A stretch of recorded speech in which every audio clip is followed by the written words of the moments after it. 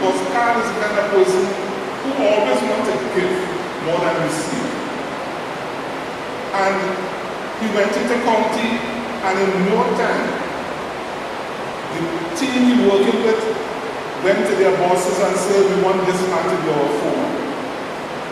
It was a record time, like he started to be the foreman of that team, bring the guys home.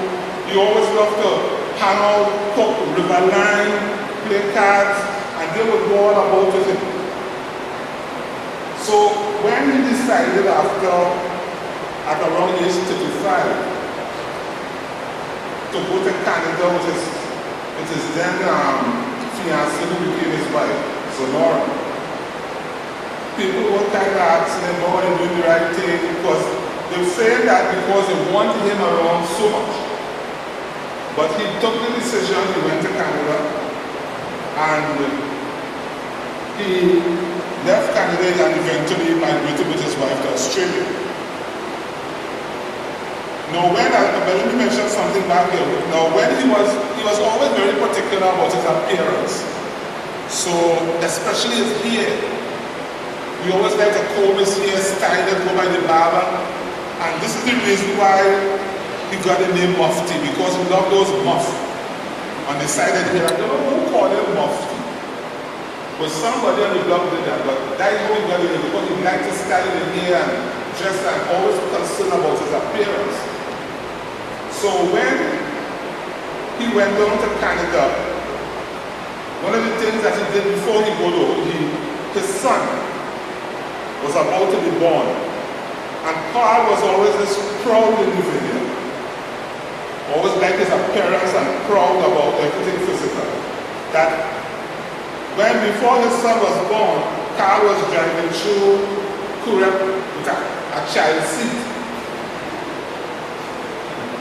The child born yet, you know, you have this child seat and you driving through and let everybody know that child coming. Because he really was expecting that when that child born, he put everything in. In fact, he named the boy Carlton, and he spelled it with a K. But because of his love for that German derivative, he spelled that child name with a K, which is Carlton, who's in Australia right now. So when he went down to Australia, he always find the opportunity to come back home for holidays. And in 2000 was the last time he made a trip to this part of the world. Because he got sick soon after, and he couldn't make those trips anymore.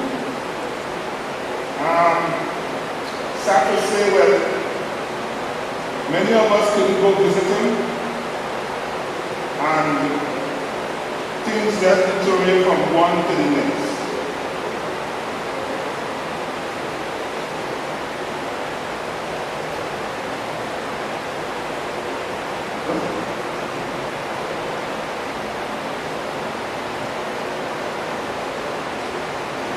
But he was always proud.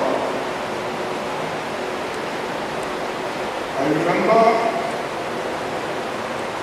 a particular incident that happened on a cold night in Brooklyn.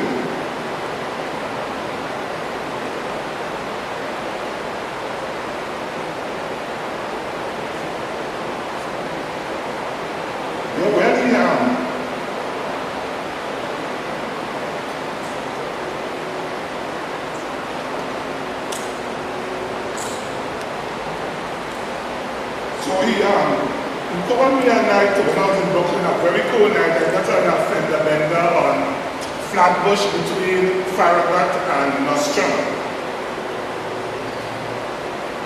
And he said, Clifton, I have a very bad situation. And I said, man, I couldn't lose my mind, you know.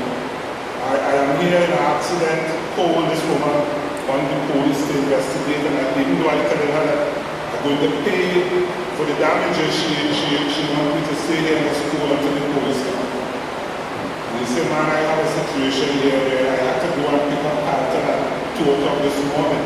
So I said, what happened? In the police station?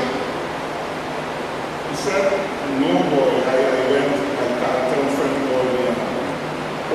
came out here, Carlton was so high, he was so drunk that he was lying by the bus shelter, and I had to bring him home. So I told myself, well, if it was me and any one of my sons called me to tell me that, I would be happy to know that they called their father, But to Carl, because of his pride and how proud he is about himself, he said, man, the only thing I have in my life is my character.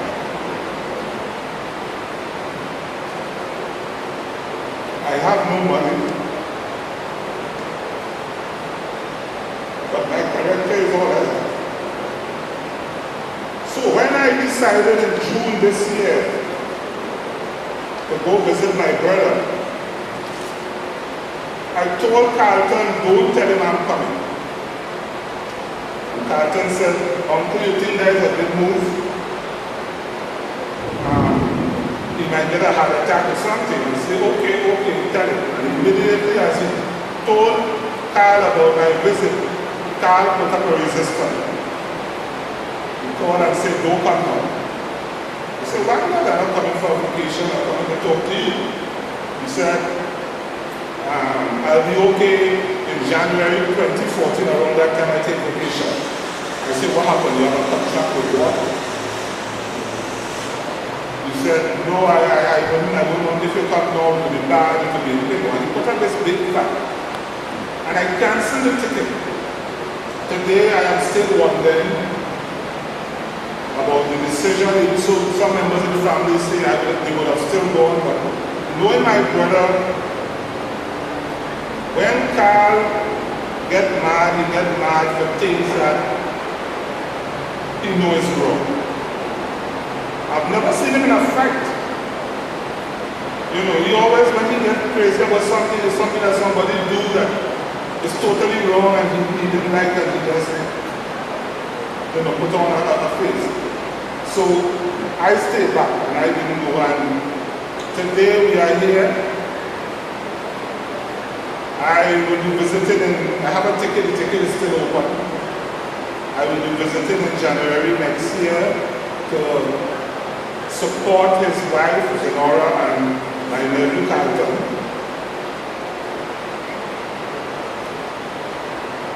I lost my brother at 62.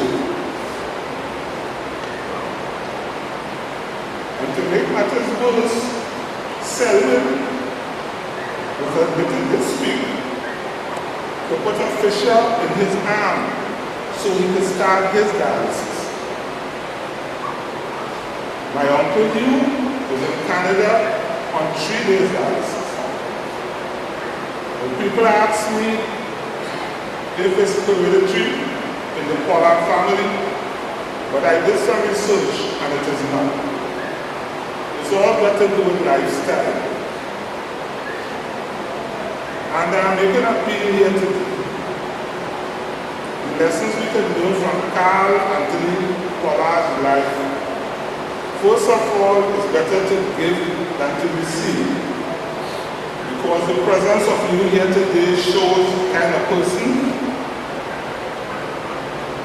He always look for other people's children. He stand God, Father, and for so many kids. My son Aaron here is his godson. I know Candace Rock is here, that's his godmother, and I know there are so many others I can't even.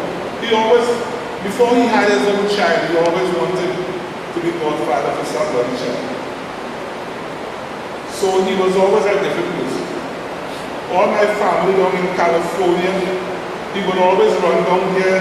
He was a family person. He go to Maracas, he go to California, Cuba, go to Faizabad, anywhere there's family in Car will go. In fact, my aunt, Tati Sylvia, all the kids, Marcia, Lisa, Donnie Desmond, he would always be down there, lending support for their education, whatever way he did. So his life was one of giving, one of service. And it's a way for us as individuals to live our life. Because at the end of the day, it's not how much degrees, it's not how much money, is what you give back to society and to mankind. As I said on the first email I sent out when he died, I put September the 17th, 1951 dash October the 2nd, 2013.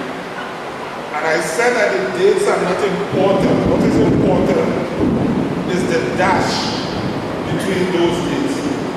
How we live that dash. That dash contains our whole life, our service to mankind.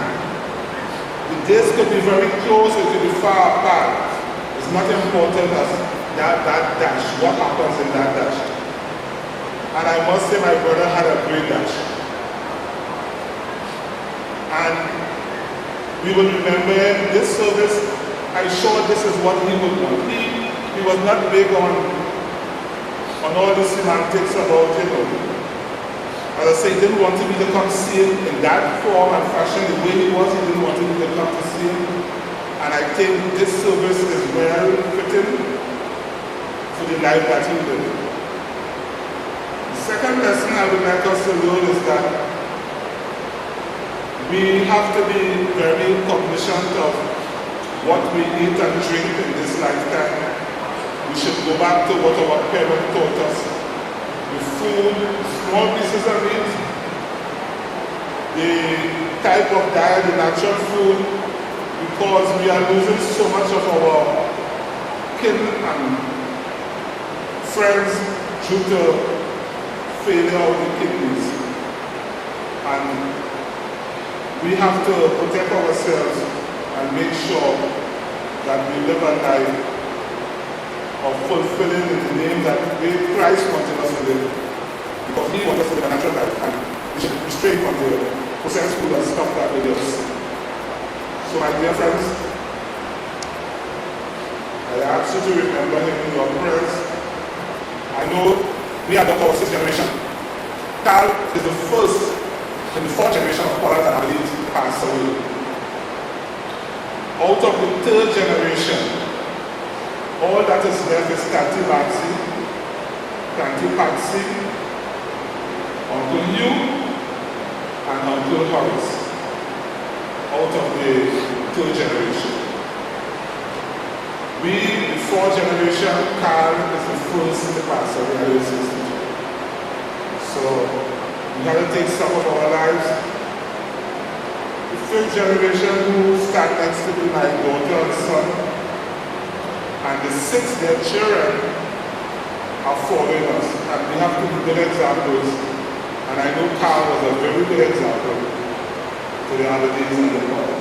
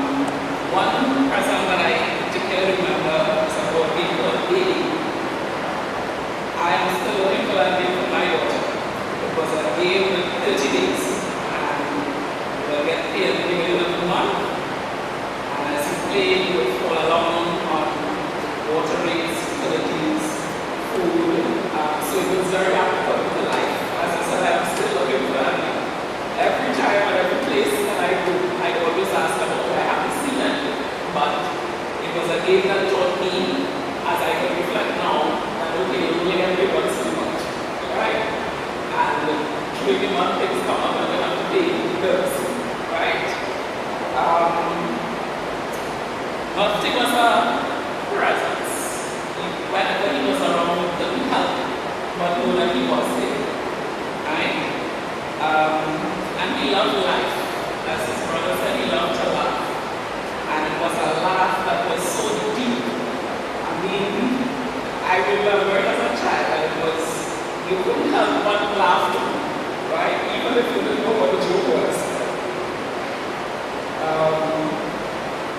I had the opportunity to reconnect with my godfather in April of this year. And he was the one that found me. I know they